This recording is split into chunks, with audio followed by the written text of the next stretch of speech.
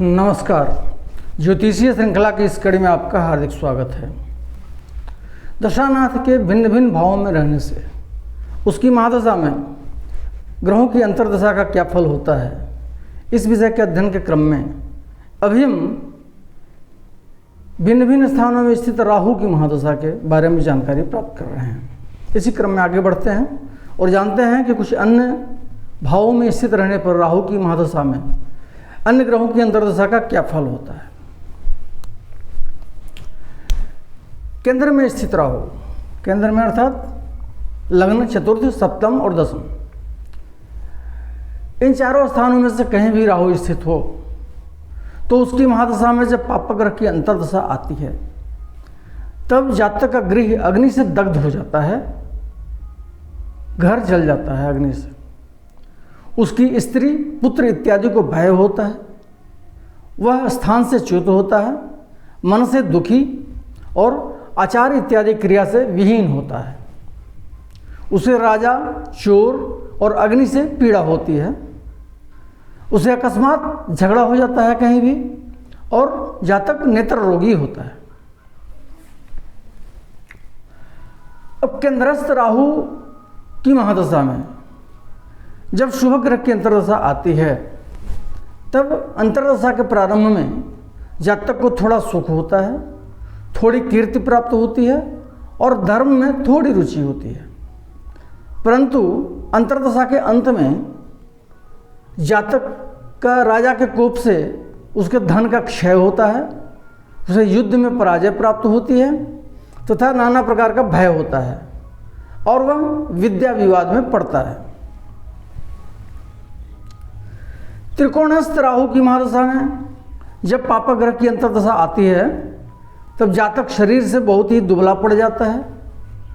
वह नाना प्रकार के कष्टों को भोगता है, पाप कर्म में लिप्त हो जाता है और उसकी अपकीर्ति होती है, अर्थात उसे अपजस प्राप्त होता है। उसे सुंदर और सुस्वादु भोजन नहीं प्राप्त होता है।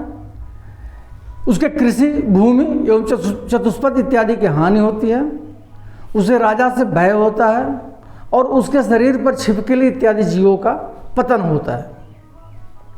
वहीं जब त्रिकोणस्थ राहु अर्थात पंचम या नवम भाव में स्थित राहु की महादशा में जब शुभ ग्रह की अंतर्दशा आती है तब अंतर्दशा के प्रारंभ में जातक को थोड़ा सुख प्राप्त होता है, परदेश वास होता है, मंत्र विद्या की ओर उसकी अभिरुचि होती है और स्त्री संतान इत्यादि का दुख होता है उसे। परंतु अंतर्दशा के अंत में उसे अच्छी क्रियाओं की प्राप्ति होती है एवं स्त्री, संतान और धन का सुख प्राप्त होता है।